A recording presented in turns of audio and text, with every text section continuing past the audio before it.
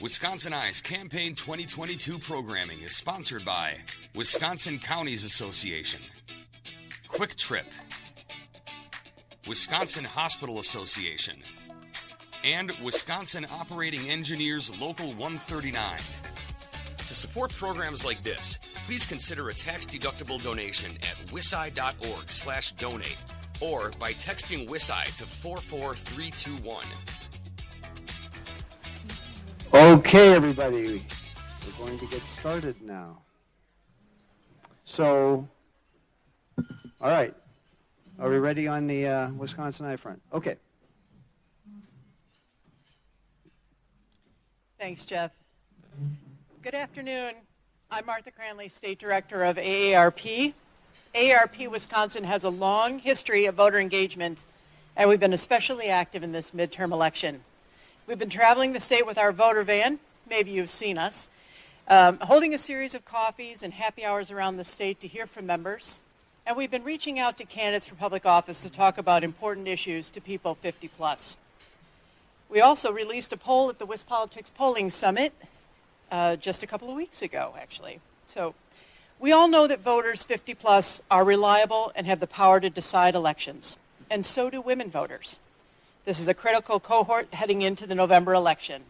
They're a big group, 63 million strong. I should say we're a big group. And perhaps most important, a key swing demographic. That's why we wanted to sponsor this very special WisPolitics lunch on women's issues in the upcoming election. And special thanks to our esteemed panelist this morning. Last week, we released our second She's the Difference national survey highlighting the power and concerns of women 50-plus voters. Our poll found that about half of women voters age 50 and older have not made up their minds about who they'll vote for in November. The poll also found that women 50-plus are concerned about a lot of different issues. Threats to democracy, inflation, division in the country, Social Security and Medicare top the list, with big differences by party and by race and ethnicity.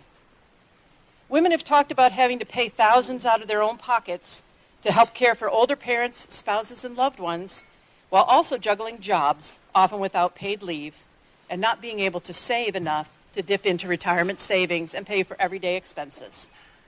These stories are important for candidates for public office and for policymakers to hear. So AARP is helping to amplify those voices with our In My Shoes campaign.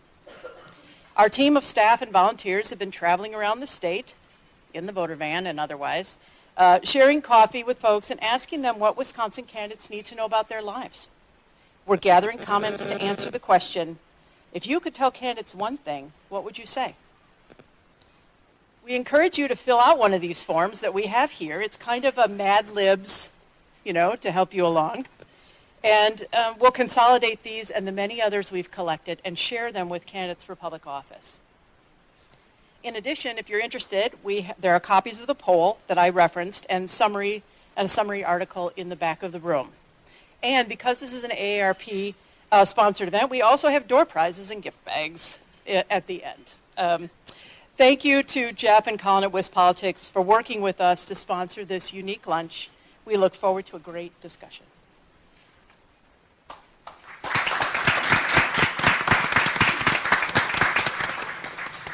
Thanks so much, Martha, and AARP for sponsoring. Thanks very much.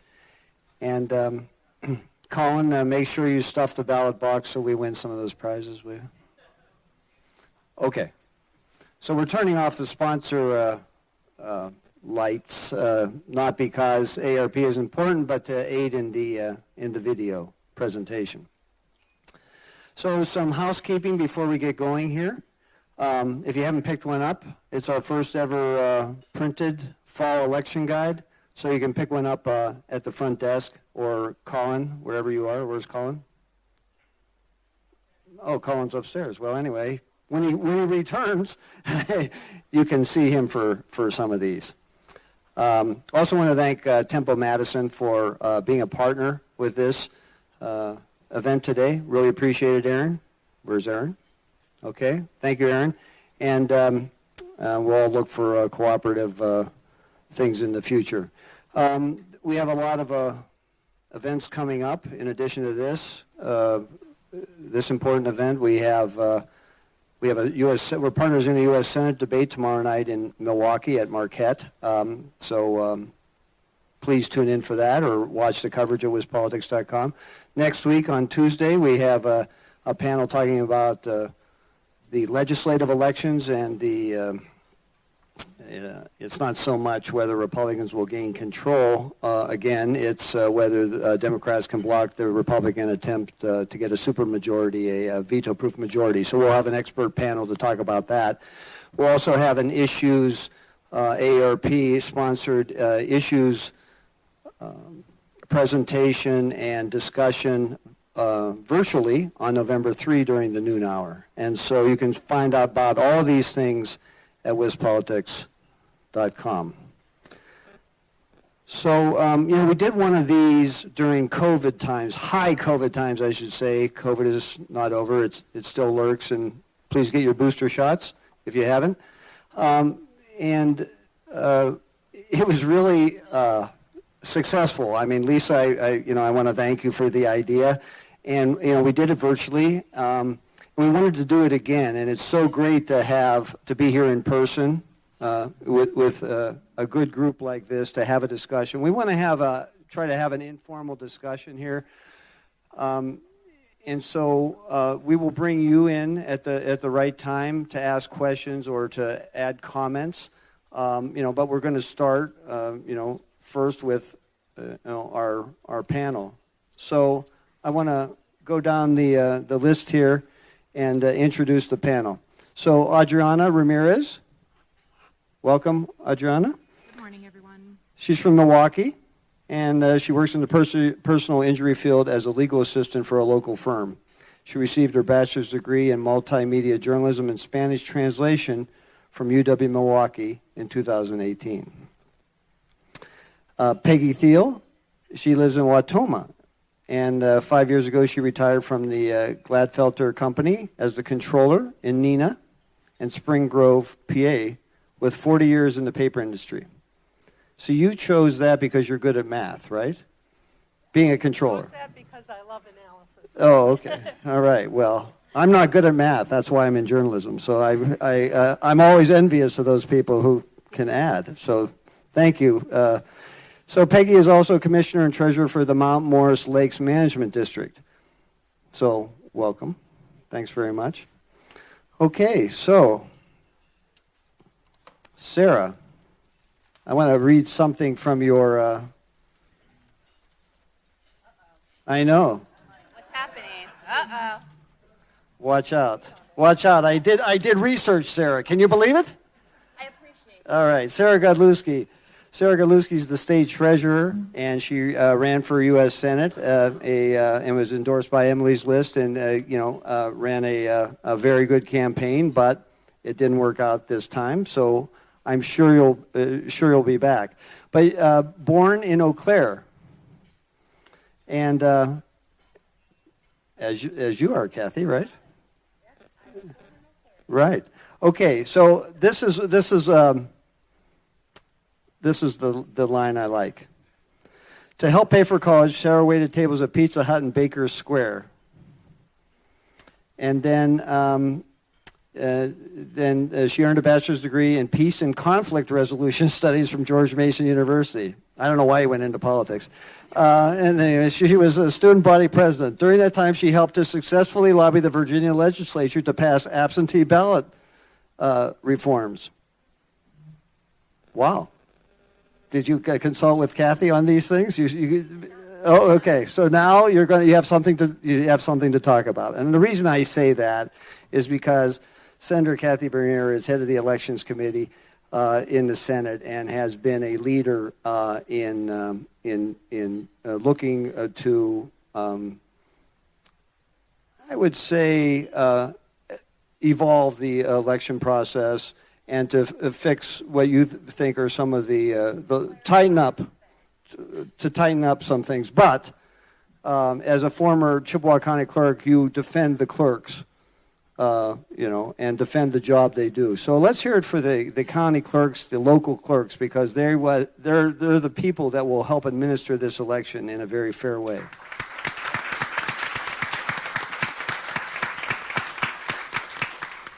Okay, well, all right, now we got that going. Let's talk about, the goal here is to have a variety of opinions about top issues for women. And I will never say what the top issues are. I want to hear it, from you folks. But first off, just to get started, let's just start with you, Senator. How has, the role of women in government and in the election process changed over the years from what you've seen? You're county clerk, then to the state legislature. Well, I think women have recognized that their voice is so very important. Their knowledge base is astounding and just as good as that of a man back in the olden days. So I'm ARP age, beyond ARP age, actually. Everybody's going to get there. Women lacked the confidence they needed to run for office, and they were not necessarily encouraged by men. It was predominantly male-dominated, and women began interest. And to be factual, men encouraged them in many ways to go ahead, that they can do it, they can run for office. And so I've seen that evolve. So the question is not whether they had the capability or ability to run for office. The question was, why don't they run? And so UW Extension did a study not long ago and found that there are, believe it or not, mental or genetic differences between men and women. You may be astounded to hear that. But women are adverse to risk. We like things that are for sure and comfortable, and we know the outcome. We know what's going to happen. And to run for office, as we all know, there's some risk involved, financially, time-wise, to your family, to your privacy. And women are generally adverse to that risk. But I see that women now will continue to take on those risks. And I've been involved in many women in government organizations, National Foundation for Women Legislators, not because I don't think women have the ability or that somehow I'm going to tell them what to do and how to do it, but to just encourage them and let them know that they certainly are capable of running for office and winning seats. Right. I remember talking to Margaret Farrow many, many years ago, and Margaret, I think she was on the school board first, then she, ran for the city council, and she used to say that too, and that was how she encouraged, women who would come to her and say, how about getting involved in politics? Anyways, tell us about your, personal journey about getting involved in politics and how you've seen things change for women and women's issues over the years. Well, I think it really starts with representation. And I think about my first experience with politics. I was a junior at Eau Claire Memorial High School, and I got selected to be the representative for Girls Badger State. I don't know if you guys are familiar with Girls Badger State, but it's like political camp for girls. And I was really excited because I was not the straight A student. I was the one in the back always talking and getting kicked out of class, and I finally got picked for something. And so when I was sharing with a bunch of guys that I was really excited about going down to go to this girls' political camp, they said, well, I don't know why you're so excited. It's not like women can run for office and win. And I was like, whoa, what? And they're like, Sarah, just women don't really run. And at the time, it really resonated and quite frankly deflated me, because when I was a junior in 1998, there weren't any women really in office. I had no state assembly was a woman, not my state senator. There was nobody statewide that had served at that particular time, and it was before Tammy Baldwin or Gwen Moore. And so I really started kind of doubting this. And it wasn't until I went down to Madison and met my roommate, who's still a dear friend today, and she's like, well, there's this woman named Tammy Baldwin. She's running in this primary. And I was like, whoa, women can do that. And I think, ever since, that's really resonated with me because I've always thought about how representation matters, whether it's my time serving at the Pentagon and often being the only young female voice to even in finance, to now today where, yes, we have about 30% of the legislature is now women more than ever before, but it's not anywhere near parity. And so I think that representation and encouraging and really getting women at the table is important. And quite frankly, it's something that inspired me to run for the U.S. Senate because I was reading the CARES Act package. That was the first COVID package. I'm the state treasurer. I'm kind of a dork. And I remember thinking through, how is this going to impact us? Where's the money going? And when I found out that Delta Airlines got more money than childcare, I was appalled. And then when I looked at the representation of the U.S. Senate and there are no women, no moms under the age of 54, I'm like, we're doing ourselves a disservice. This is why, we're struggling when it comes to paid family leave or affordable childcare or, we talk about equal pay. And so I think when you look at the change, it comes down to we've got to have more women at the table. Right. We still haven't had a female governor of Wisconsin, so that's a glass ceiling that needs to be shattered at some point, too. Okay, so Peggy, I guess why don't you reflect in terms of how you've seen issues change over the years, and maybe you can talk about the workplace in terms of the workplace and in the community in which you lived. How have things changed over the years? Very similar to what you were describing. My first day of my first professional job, one of the women in the girls' coffee group in the morning asked me why I was taking a man's job. And that had never occurred to me that someone would think that, but the only women working in the paper industry in 1977 were clerical jobs, except for the nurse. The nurse was female. But it really, really was true that a woman had to work twice as hard and twice as long as a comparable man to get any attention at all. And I think we're a world away from that today. But it was hard to get established if you were female. I can safely say my first 5 years as a mother, all my vacation time went to sick children. That's another thing that has changed dramatically over the years, and I'm so happy for that because working moms need a day off other than with sick children. And that is why I'm interested in politics now, because I see things going back the old way, and I certainly don't want my granddaughters to have to go through some of the things that I had to go through. So. Well, that's still holding back a lot of the workforce, right? Post-COVID is, child care. Exactly. Okay, you have your own mic there, Adriana, and so you don't have to always. We have 3 for 4, so there will have to be some sharing, because I never give up the mic. I learned that. I see. Never give up the mic. Yes. Okay, Adriana. So perhaps I think you may be the youngest person on the panel, so maybe you haven't seen so much change.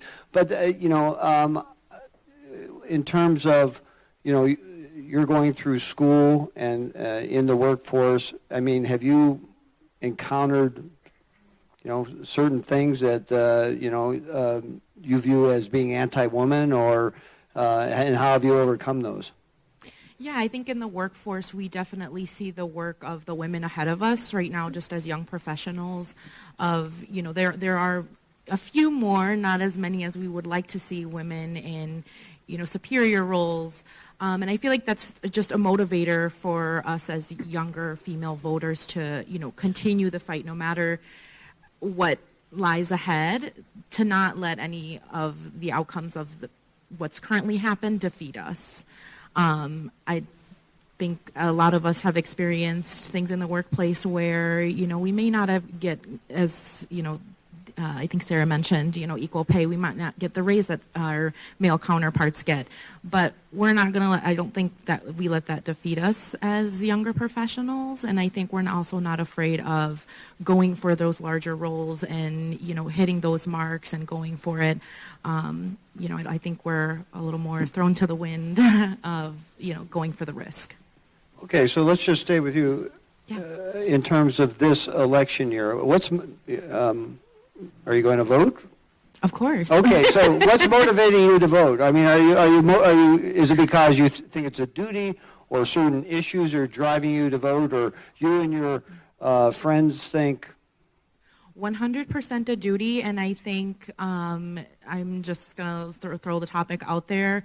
Roe versus Wade, a lot of women have had this right taken away from them, and a lot of us are mad. We feel less than. A lot of, not just women, but, women of color feel that we've had this taken away from us, and that is also a motivating factor of, okay, we need to not only have our voice be heard, but, go to the polls and motivate maybe the people that don't necessarily usually go to the polls, take them to the polls with us. So there's definitely people, even just, in our social groups that we know, we all know someone who's like, I'm not going to vote this year. I may vote, I may not vote. Tell them, take them, motivate them to go with you. Make it a thing. Make it, okay, we're going to go. Text them, tell them, email, whatever, phone call. So. All right, well, let's talk about it. I mean, this is, it's been a huge decision by the Supreme Court, and it has made a lot of people mad. So I guess let's start with you, Senator, on that. How is that issue playing in your district, and do you think it's going to be a big motivator for women to go vote? I think it may motivate some. I believe that most of the people who have been abortion advocates generally vote Democrat anyway, and probably will come out and vote. As far as the law, it isn't preventing abortion. It is merely putting it back to the states, which was intended by the Constitution, in my opinion. Having studied this back in 1993-4, I went to college when I was 37. I had a professor from New York, and she and I were walking down, and I said, Sylvia, of all this study I've done, I don't believe that it was in the realm of the authority of the Supreme Court to even rule on Roe versus Wade. If it is not expressly by the 10th Amendment given to the federal government, then all the moral issues and other issues are to be left to the states. And she turned to me, and she was a Democrat. She turned to me and she said, I agree. I think you're right. And so that is a fact. And so the Supreme Court didn't ban abortion. The Supreme Court just said it needs to return to the states where those moral issues will be decided. Now, we have an old law in the state of Wisconsin, and it probably needs some updating.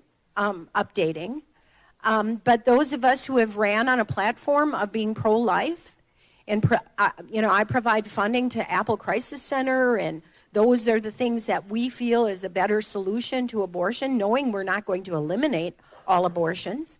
But there are ways to do it. I explained to some friends here that when West and East Germany met that issue when the Berlin Wall fell, in the East it was legal, in the West it was not. And talking to a reporter from Stearns out of Germany recently, I said, is it still illegal to have an abortion in Germany? And he said, yes. And I said, but I understand that they do not prosecute. So you don't end up with these massive numbers of abortion, but abortion is illegal, but not prosecuted in Germany. And I think that's something to take a look at.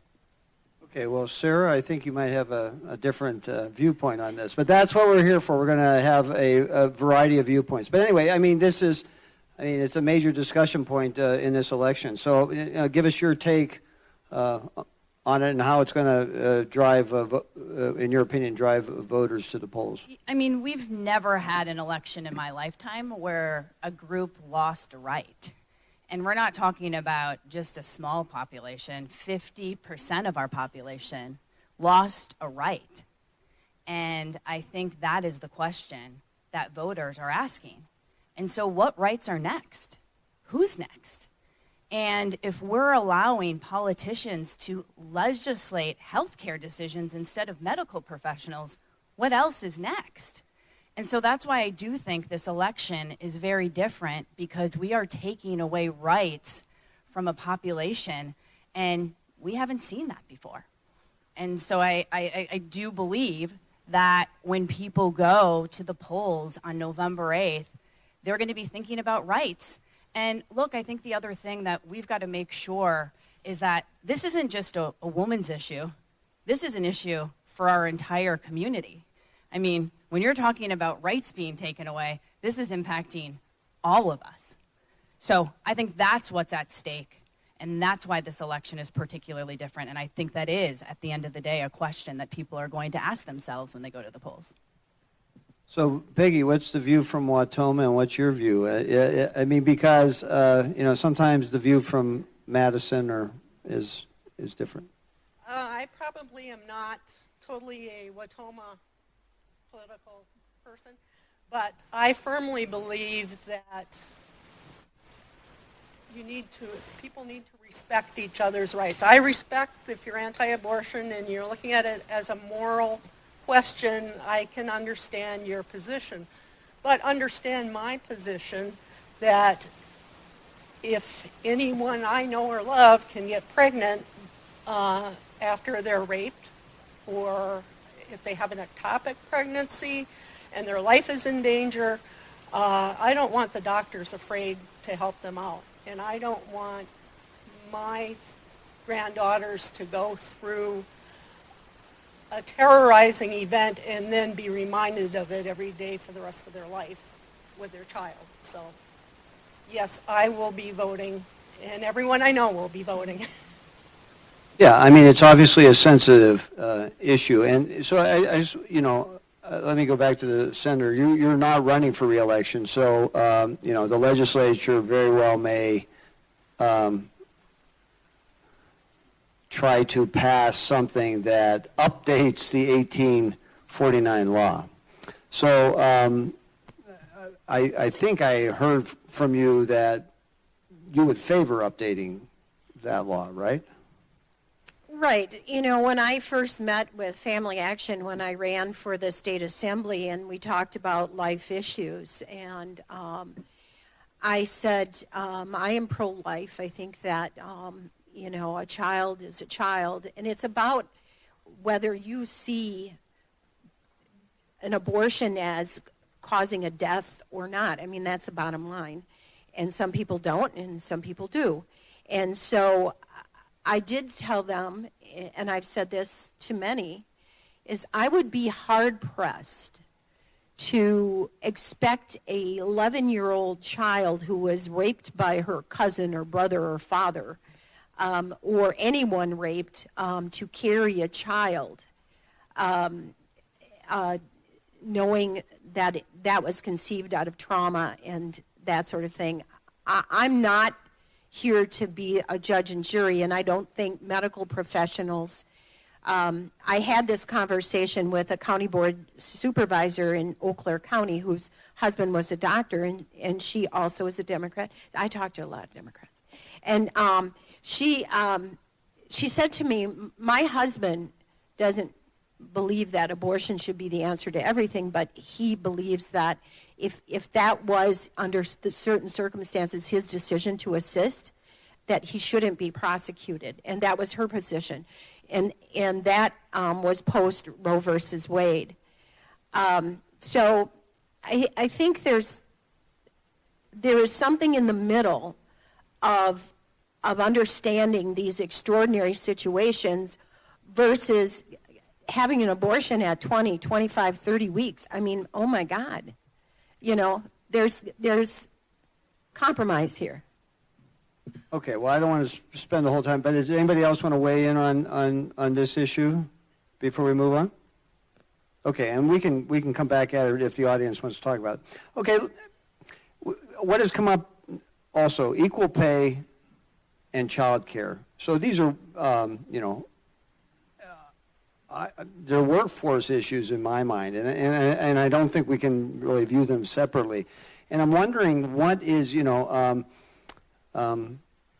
the remedy, barring, private market drivers. What is the remedy, or can government provide a remedy for those two issues? Let's go to you, Sarah. Well, I may be a little biased as the mother of a 2.5-year-old for this question. But look, we know child care is a serious issue right here in Wisconsin. About 54% of our state is facing a child care desert, which means they don't have any access to bringing their child where they can have early childhood education. And so I do believe that this is something that we've got to start talking about, and honestly, we've got to start doing something. And we have seen that there are really two big issues. One is access, because people either can't afford it. The average child care cost is over $10,000 to $12,000. That's more than going to the University of Wisconsin-Madison for tuition. And then at the same time, we are seeing where the child care centers that they have, we have wait lists. And you need to send your kid today so you can go to work. And it takes then women, as a result, out of the workplace. And so we saw this firsthand when the pandemic happened, because we lost a significant number of child care centers. And so who were the ones that stayed home? It was oftentimes women who weren't then able to participate in the economy and participate in the workforce. And I think what we've got to do, and something that we have seen, and actually this is what Governor Evers proposed with part of the $6 billion surplus, is using child tax credits, using tax credits for providers, using tax credits for parents, so they can then help afford this. And something that we have seen, in addition to the access issue, is the workforce. Right now, child care providers make less than $10 an hour. They don't have a livable wage, and they're not getting benefits. I'll tell you, they're not getting a 401k that AARP wants them to be getting. And so why would you go into that sort of career if you're not able to make a livable wage and then be able to retire or to have the health care? And so we've got to be thinking about this as a career trajectory, and I think part of what the state can do is partner more with technical colleges, and then we can start then thinking about how we can build in the tax incentives to be providing our child care providers the support that we need to see, because this is the most important time of a child's life, is 0 to 4 years old. We've got to make sure that they are getting not just the care so parents can go to work, but honestly the education, and we've got to treat child care providers accordingly.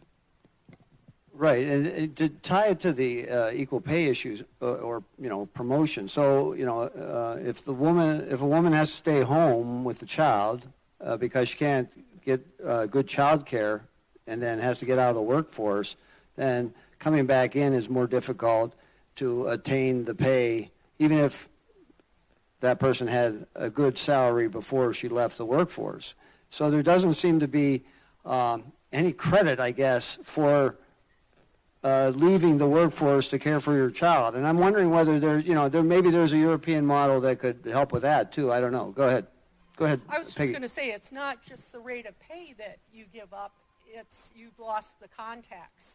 You don't have the network anymore when you come back after having a child. And it's totally logical that a professional will be paid less without the network, without the contacts, without the experience she lost while she was home.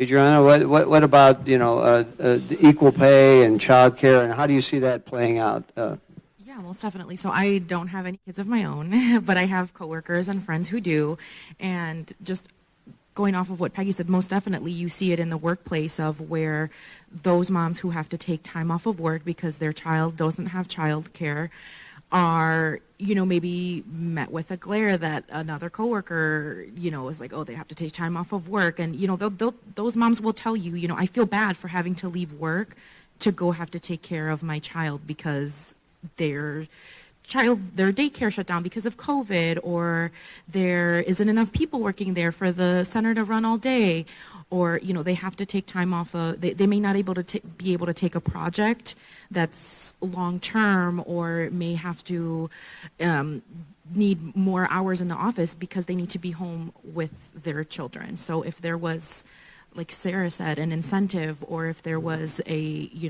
workplace, like a more inclusive environment of, maybe after a certain time you can bring in, your kid to work, or some type of incentive to where that women can, be both a professional and a mother at the same time. So maybe hybrid work models may help, but they're probably not going to do it all, right? I mean, it seems like unless you have a daycare center at the place of work, that's funded by the employer, then it's sort of like it can be daunting out there.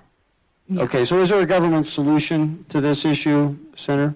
Yeah, we've been working on this. So I've met with a group of businesses and parents and whatever in Jackson County, who is the epitome of a daycare desert. So businesses and workers are teaming up to create more daycare providers. There's a cost, there is inspection, there's all sorts of things that daycare providers have to provide. And right now, the financial incentive for a daycare provider was the 4- and 5-star daycares, which were extraordinarily expensive. So the doctors and lawyers and Sarah here could afford them. Those who are lower income couldn't afford them. And so then we have daycare vouchers, which my daughter took advantage of when she was at CVTC getting her lab tech degree. And that's a nightmare, having to apply and reapply, and then they screwed up and said she lived in Minnesota. So it's a nightmare working with government anything. So if we can do public-private partnerships in this daycare, because businesses should invest in helping their employees provide daycare, which is both a mom and dad issue. So those dads are out there helping along raising those kids and making the meals and all of that, and we don't want to sell you short. So they are out there as well. But the one thing that we did in conjunction with the DCF director in this past budget, by the way, and Michael, I don't have the dollars and cents, but you can get it to him later. But we got a lot more money into daycare assistance and took away the Young Star program from being tied to it, which the federal government said we shouldn't have done to begin with, by the way. So if you were a Young Star 4- and 5-star daycare with high, I don't know, children need reading, writing, love, nutrition, that sort of thing, they got more money. But the 2-star daycares, which are in Milwaukee, which are in rural Wisconsin, they didn't get hardly any money at all from the federal government. We were given the high end. Well, guess what? There is not a measurable difference in the kindergarten readiness between a 2-star daycare and a 4- and 5-star daycare. Did you know that? That study came out. And so if they get love, attention, reading, playing, they learn a lot through playing. I've studied this a lot, by the way, and I will give it up here in a minute. Do you have an opinion on this? Yeah. Oh. So anyway, we are helping out at the government level, the state tax dollar level, and we've done a lot with this, and we'll continue to do a lot with it, even though I'm gone.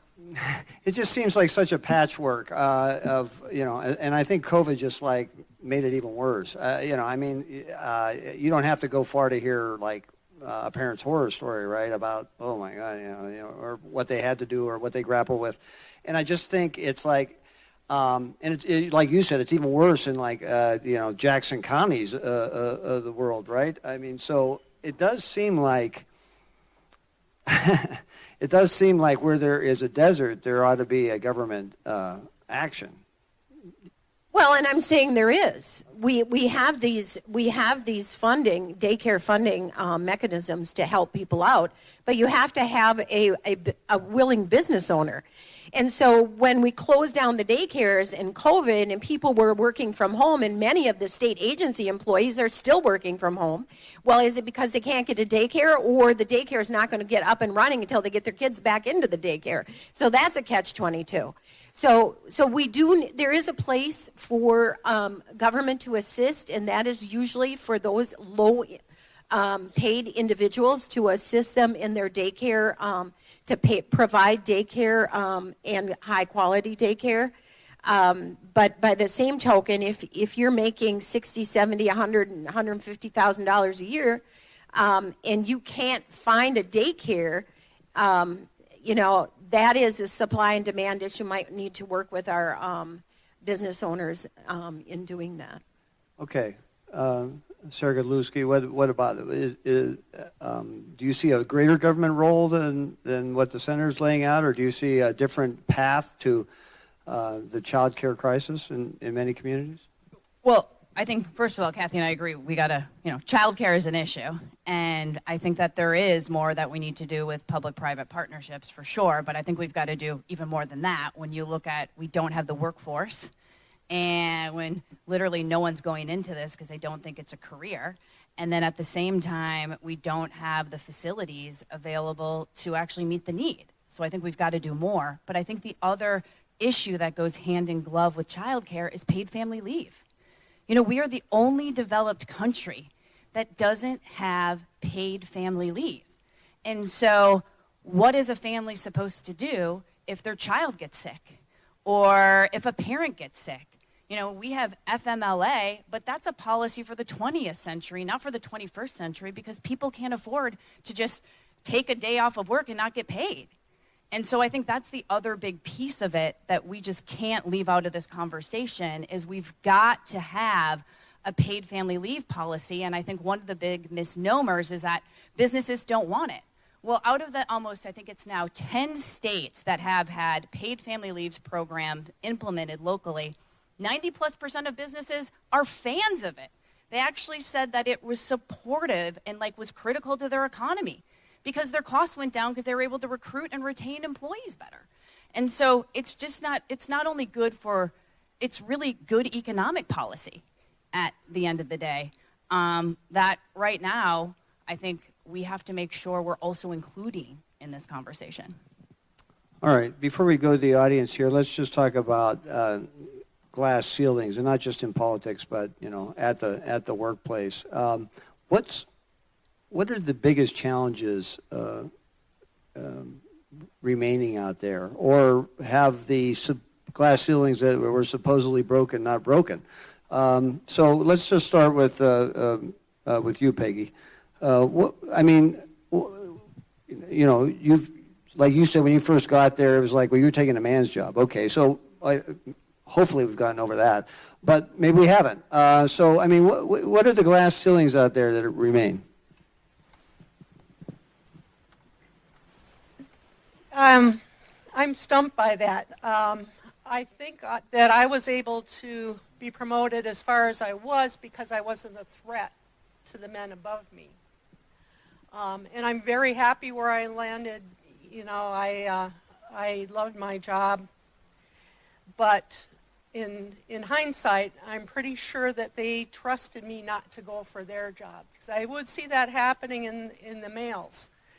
The males that would not hire the best person to work for them for fear of them being ousted. So that doesn't inspire confidence, Peggy. We're looking for good news stories here, Peggy. All right, I hear you. I'm poking fun. Okay, Adriana, what do you see as your, ahead of in your work career in your life? What do you see as the big challenges? Well, I'm never going to be able to do that because, do you see that? Yes, most definitely. I think in the current workforce, I know every field is different. There's glass ceilings as far as, yes, a lot of, as I mentioned previously, yes, I love seeing women in more managerial roles, more, CEO roles, higher up roles. There's very few. So there's definitely a glass ceiling. Maybe it's cellophane, but it's still glass. They're there, but we still gotta get up there. But I think that there is not only a glass ceiling for women, but women of color, people belonging in the LGBTQ community. There is a glass ceiling as far as how far in a company can we advance. So just in my current role, there's a lot of women in the secretarial roles and not that many in the higher up positions. And is that on purpose? Maybe not, but maybe it is.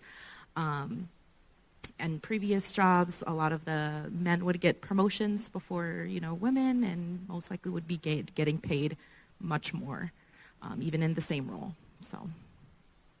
Right. I mean, I don't know I can't cite the stats, but there aren't 50% female CEOs, right? No. Okay, not by a long shot, right? And board members, same thing. There's not. So what is the? Again, I think that corporate America has been recognizing the issue, but not necessarily. It's not necessarily translated into numbers. So I'm wondering whether, what is the message for, I guess, corporate America then, or for business managers? Wake up and pay attention to your workforce, or what? Go ahead. Well, I just think about my work even before I was state treasurer and talking about representation and going back to representation matters. We have seen, and you can prove, boards that have better diversity, whether it's gender, color, better perform. And so I think we can actually tie things down to bottom lines when it comes to diversity and representation. You even look at legislatures. Colorado is a state that has 50-50 men, women when it comes to parity. They've passed more laws than almost any other state in the country. And so I think we can actually tie performance and tie results to representation, and I think we just need to be better about communicating that.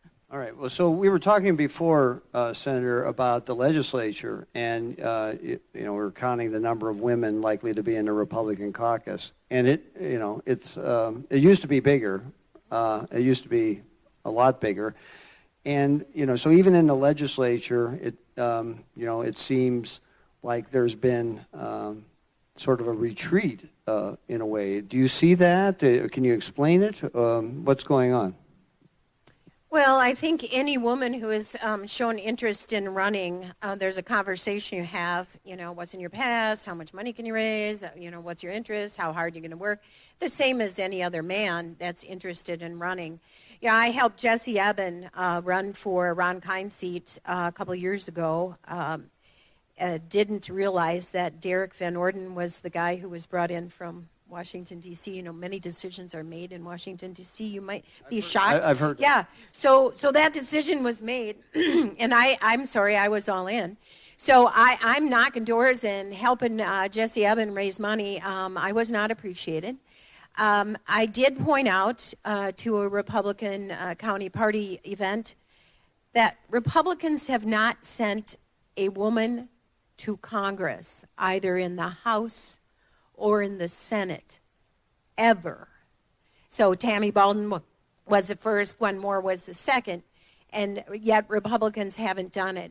That was one reason why I was all in with Jessie. Plus, she worked her tail off and worked really hard. So I don't know why that necessarily is, other than, there's powers that be above my paid grade.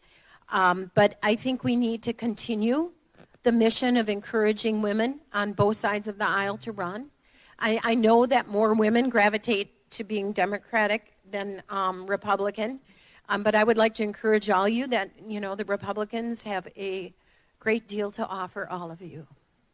Well, Senator Bernier will be your mentor. Well, okay, but Sarah, what I mean, but Democrats aren't the caucuses aren't 50-50 either. So what's the problem? I mean, I think it really comes down to women are wondering, is it worth it? I mean, you put your family out there, you make incredible sacrifices, you're very candidly treated differently by the press. I mean, is it worth it? Go ahead, say that. Explain that. Why do you think that? I just think that there are just subconscious biases in that, in how women are covered. And so people have to, women have to ask that conversation, is it worth it? I think about myself. I'm just very lucky that I have an incredibly supportive husband who's actually here today. Are we going to say yay?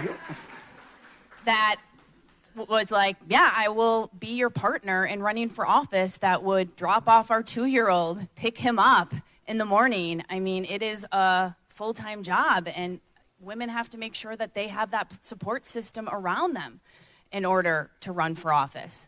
And so I think that is part of the question, is going back to, is our kind of systems built in a way that make it easy for women to run? And I don't think it is. I think we need to be supportive, and, we've got to think through how we can not only encourage women to run, but then be there and support them. Okay, Peggy and Adriana, do you feel like, maybe this is an obvious question, but when you look at the top of the ticket in Wisconsin, I mean, is there any woman running nominated in either party for any statewide office? Oh, yeah, I'm sorry. Jeez, okay. Shame on me. Okay. Amy's on. Okay, so there's two, but in the top two races, no. So I mean, do you feel like there's not enough women running for when you go to the ballot box? Yeah, I think anytime we go to the ballot, whether it's this election or any of the previous ones, there is rarely women on there, and it's sad. But anytime there is, it's exciting, because it's like, okay, we're here, we're being, seen and represented, and, hopefully that just means that more and more women will be on. But as Sarah said, it kind of seems like anytime a woman is running, it's like let the hounds out, and all the attack dogs are like on whoever this woman running is, like Democratic or Republican, I feel. So you feel like they're scrutinized more? I most definitely. Okay. And I feel like scrutinized more on her personal life versus on what platform she's running on. Yeah, exactly. Okay. Peggy, do you want to weigh in on this? No, I agree. I agree with what you said. There just aren't a lot of women, and when you factor in, you'd want someone who represents your viewpoints too, that don't have a lot of choice. Okay, I think you want to say something, Senator? I do. Okay. I do. First of all, I think it's demeaning to women to think that they all vote for only gender and gender only. I do not think that is the case, that there are economic issues and other issues that are important to them. On rare occasion, you'll have somebody who votes for somebody. My nail lady told me she voted for Hillary Clinton just because she was a woman. And, that happens. But those are likely low information voters. The other thing I would like to say, contrary to what they're saying, you probably noticed that I've gotten a lot of media lately, and I have been, Patrick Marley, a lot of Republicans won't even talk to him, but he has been very fair, because you know what? I get him on the phone, I talk to him, I tell him more than he wants to know.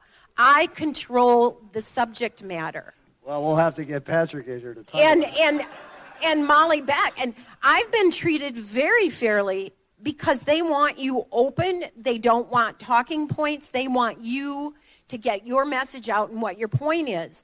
And if you back away from them and only give them the talking points that you've been told to say, then they might not be very nice. But for the most part, I have found the more open you are with media, the better coverage you get from them. So tell the audience what you do when you get the Republican talking points from the leadership. I say, garbage. Just want to know what they're saying. because as a woman, now here I'm going to be a woman. Because of a woman, we tend to read and look and study and try to understand as many of the topics as we can. Because when you get in the legislature, you're not about women's issues. You're about all the issues that impact all Wisconsinites, male and female. So you have to know a lot about everything. And so then I go with what I've learned and what I know. And I'm not afraid to divert to the people with the expertise. You know, Sarah has different expertise than I do. These two young, beautiful ladies to my left have expertise that I don't have. And don't be afraid to divert to somebody who has more expertise than you. Okay, so let's have some audience input here. I'm sorry I'm a little late in getting there, but anyway, go ahead.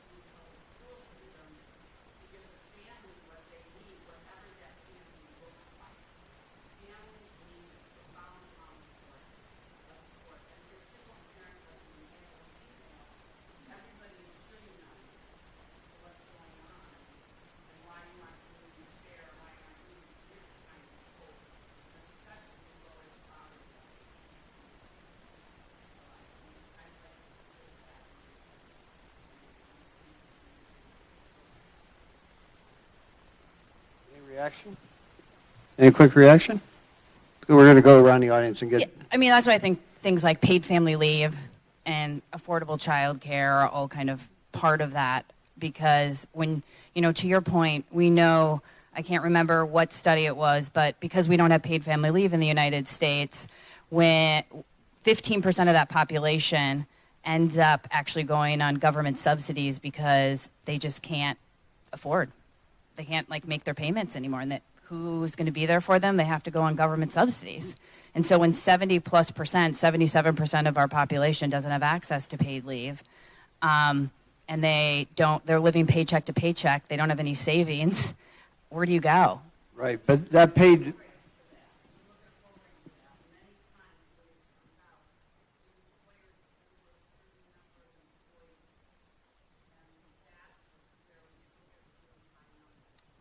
Right. Yeah. So above 50 employees below, you'd be out of it. Okay. Go ahead, Senator.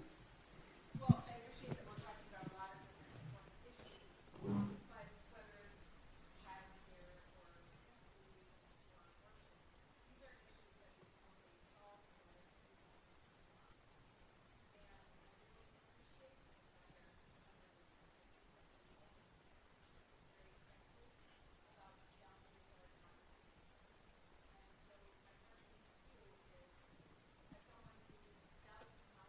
appreciate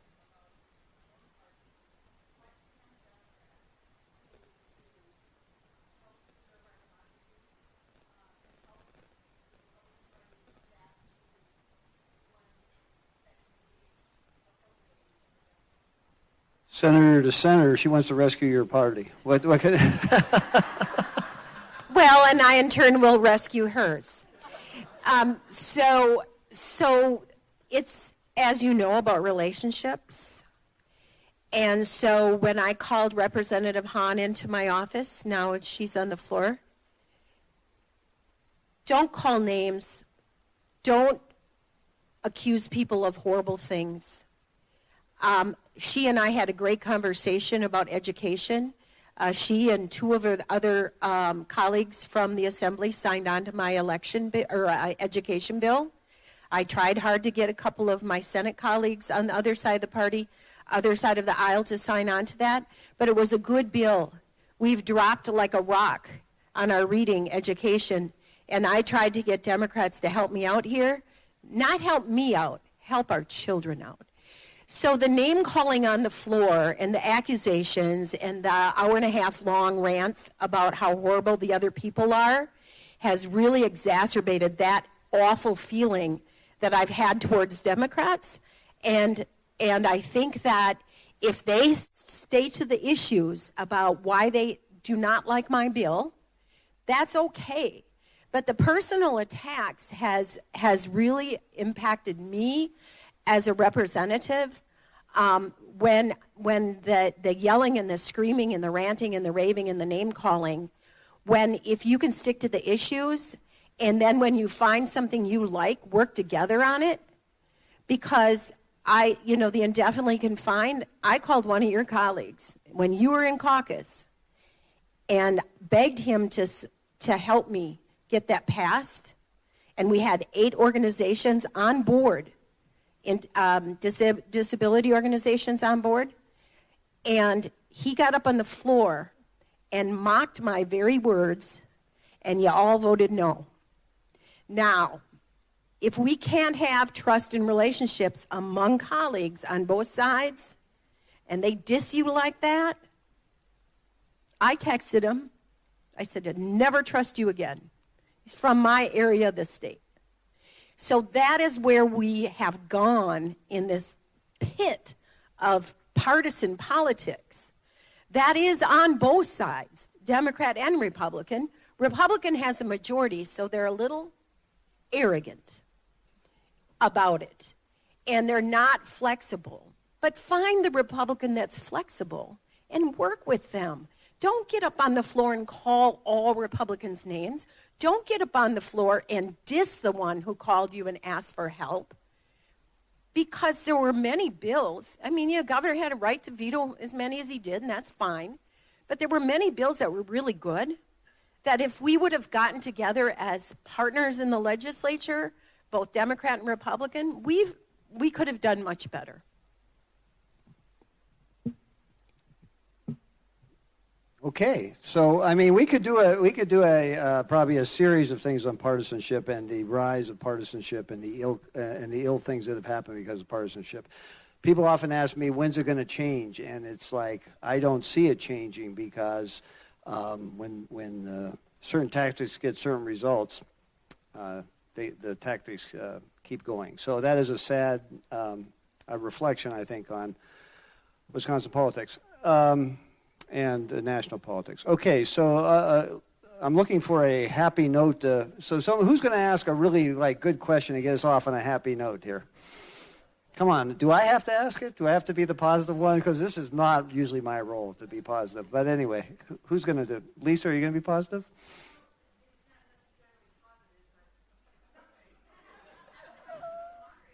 Oh, no, the moderator asks questions, the moderator does not answer questions.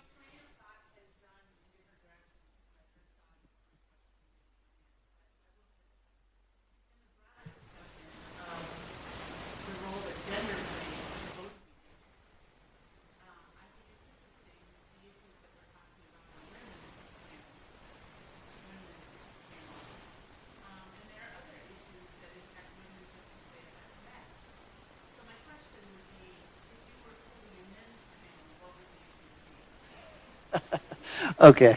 Well, first of all, would anybody attend a men's panel? No. Are you kidding me? That would be like going to, the legislature, watching the legislature. Kidding. All right.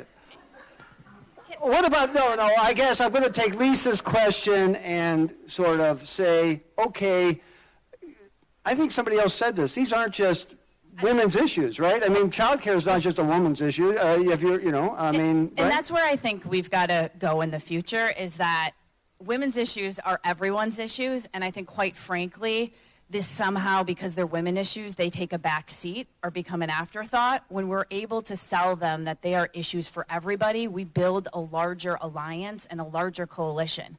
I mean, you look at the federal government and the Build Back Better bill. In those negotiations, women's issues were the first things on the chopping block, which were paid family leave and affordable child care. And to me, those aren't women's issues. They affect the economics of every single person in this room. And so I think that's something that we, quite frankly, have got to do better about. It's not just women's issues. These are economic issues for the economic security of our state. Okay, so, I mean, thank you. So I want to make sure everybody gets a last say on this. I mean, what issue should we have talked about that we didn't talk about today, Adriana? Is there one or some issue you want to emphasize for people to remember that, come on, let's don't forget this issue. Of a housing crisis. Okay, yeah. As someone who's trying to buy a home. Okay, we'll talk about that. The high price of housing and renting is... housing and renting, and it's very difficult right now, and I think everyone's just kind of out of pause of first-time homeowners or anybody who's trying to be a homeowner right now who's also renting. It's kind of impossible when rent prices are skyrocketing, and you also have to incorporate, pay that isn't there with trying to save up for your home, and it's just everyone's kind of waiting at a pause for, okay, is the market going to crash? What's going to go on? Should I wait? Should I not wait?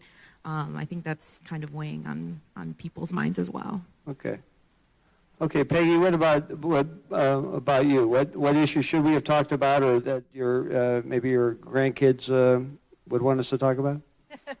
Well, the one issue that's top on my list is the extremism on both sides of the aisle. I'm finding it very hard to like either side.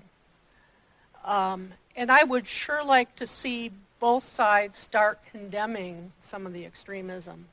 I'm not hearing a lot of people criticizing some bad stuff. Okay. And let's just go down the line. And Senator, you're going to have the last word, don't worry. You are so kind to me. The press is kind to you. That's right. I want to kind of maybe change the conversation, actually, Peggy, and build off of what you said, which I think people want civility at the end of the day.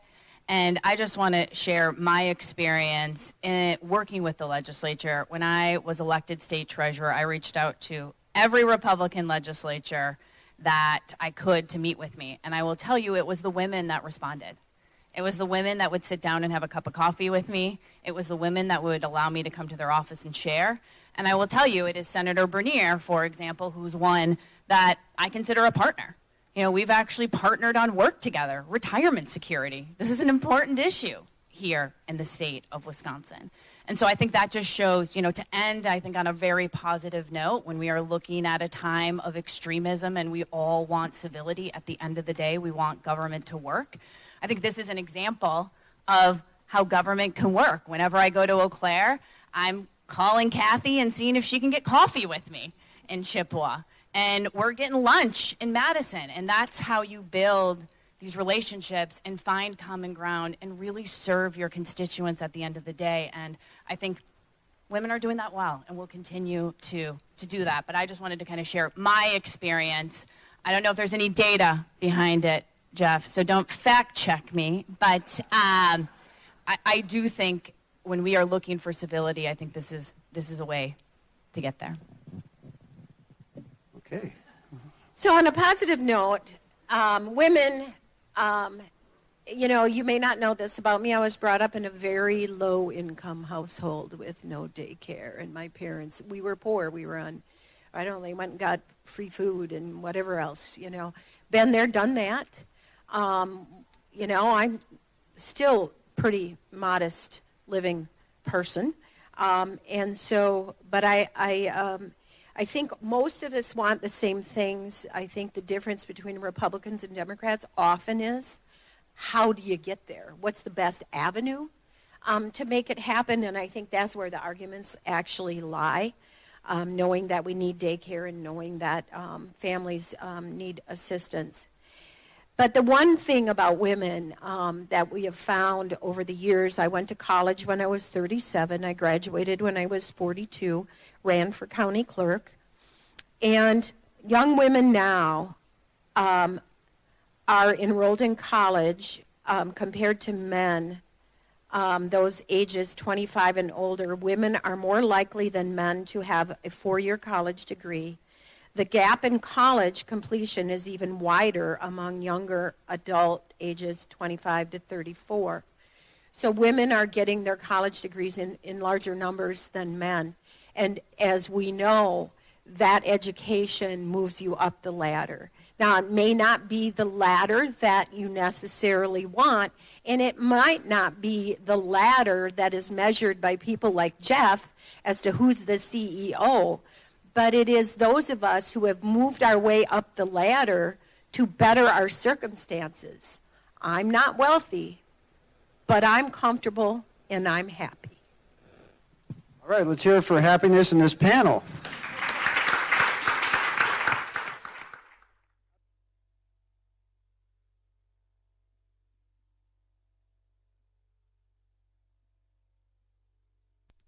This program is a production of Wisconsin Eye, an independent, nonpartisan, nonprofit media network with a mission to inform, educate, and engage the citizens of Wisconsin. Wisconsin Eye is the nation's first and only independently funded state civics broadcast network, providing gavel-to-gavel access to government proceedings and events at the state capitol.